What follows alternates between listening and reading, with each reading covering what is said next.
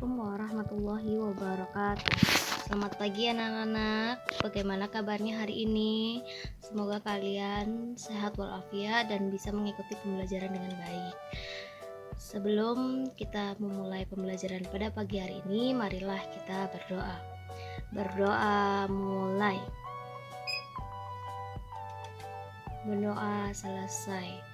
Oke, anak-anak, kita hari ini belajar tentang tema 4 sub 3 muatan IPA, yaitu menjelaskan pentingnya upaya keseimbangan dan pelestarian sumber daya alam di lingkungannya. Melakukan kegiatan upaya pelestarian sumber daya alam bersama orang-orang lingkungannya. Bacalah teks berikut di dalam hati.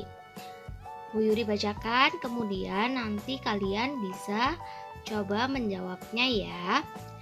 Pekerjaan ayahku adalah pengrajin kayu. Ayahku membuat meja dan kursi.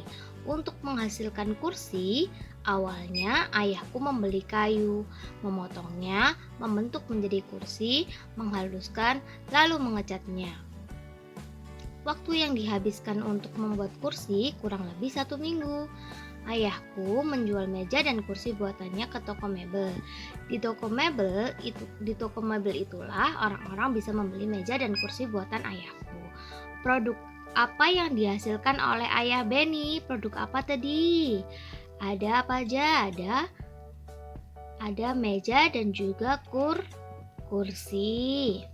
Nomor 2, apakah pekerjaan ayah Benny termasuk menghasilkan barang atau jasa? Jelaskan. Menghasilkan apa? Barang atau jasa? Menghasilkan barang. Mengapa? Karena membuat sesuatu benda. Apa saja yang harus dikerjakan oleh pengrajin kayu? Apa tadi? Apa yang harus dikerjakan pertamanya tadi?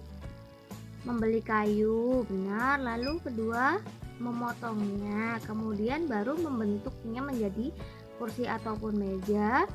Kemudian menghaluskannya. Setelah itu tahap terakhir yaitu mengecatnya. Oke.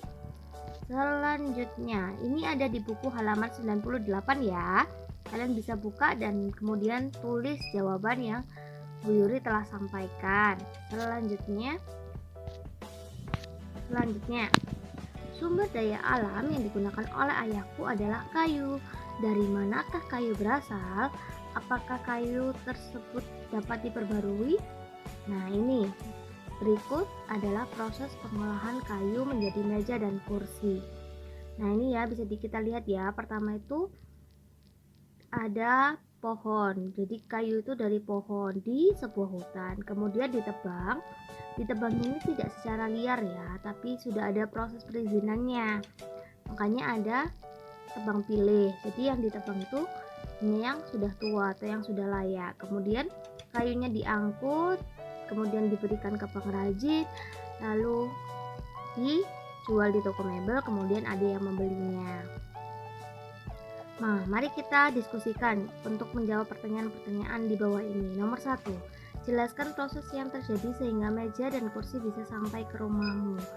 Jadi yang pertama itu pohon ditebang, kemudian kayunya diangkut ke kota, kemudian diberikan ke pengrajin.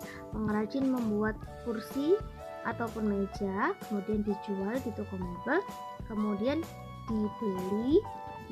Maka dari itu bisa sampai ke rumah kita masing-masing. Kedua, profesi apa saja yang terlibat agar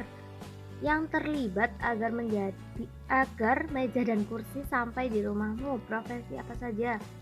Ada tukang kayu, ada pengrajin, dan juga ada penjualnya. Banyak orang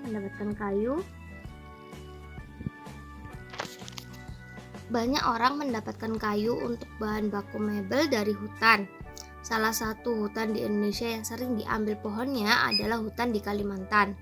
Dahulu, hutan Kalimantan sangat lebat dan merupakan paru-paru dunia, penghasil oksigen. Akan tetapi, kini pohon-pohonnya semakin berkurang, seringkali karena kebakaran hutan. Nah, itu Maka dari itu kita kenapa ada tebang pilih. Hutan adalah salah satu sumber daya alam yang dapat diperbaharui. Banyak manfaat yang didapatkan dari hutan, diantaranya penghasil kayu, sumber makanan, tempat penghasil oksigen, rumah bagi para hewan, sumber air bersih.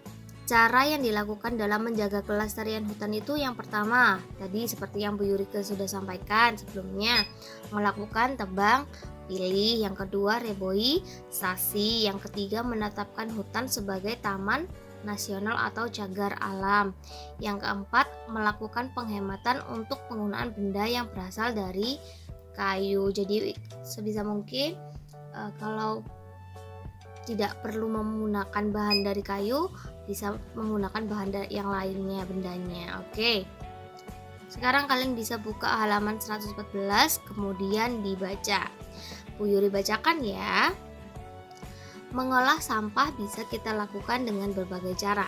Cara yang pertama, kita bisa mengurangi pemakaiannya. Istilah ini dikenal dengan nama reduce atau mengurangi. Sebisa mungkin kita kurangi penggunaan kemasan barang. Semakin banyak kita menggunakan kemasan barang, semakin banyak sampah yang dihasilkan. Cara yang kedua, kita bisa memakai kembali.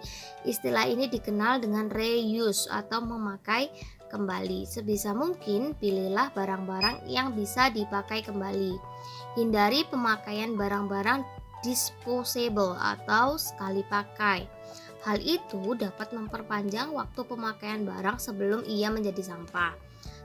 Cara yang ketiga, kita bisa mendaur ulang. Istilah ini dikenal dengan recycle atau mendaur ulang. Sebisa mungkin barang-barang yang sudah tidak berguna lagi bisa didaur ulang. Tidak semua barang bisa didaur ulang, namun saat ini sudah banyak industri yang memanfaatkan sampah menjadi barang lain. Cara yang keempat, kita bisa mengganti ulang. Istilah ini dikenal dengan replace atau mengganti. Teliti barang yang kita pakai sehari-hari. Gantilah barang-barang yang hanya bisa dipakai sekali dengan barang yang lebih tahan lama. Telitilah agar kita hanya memakai barang-barang yang lebih ramah lingkungan. Misalnya ganti kantong plastik kita dengan keranjang bila berbelanja. Itu adalah salah satu cara dari replacement. Oke, sekian dari Bu Yuri. Terima kasih untuk hari ini, untuk pembelajaran IPA hari ini sudah selesai. Semoga kalian bisa paham dan ilmunya juga bermanfaat. Sebelum kita akhiri, marilah kita berdoa bersama-sama. Berdoa mulai. Berdoa selesai. Alhamdulillahirrabbilalamin. Bu Yuri akhiri ya. Wassalamualaikum warahmatullahi wabarakatuh.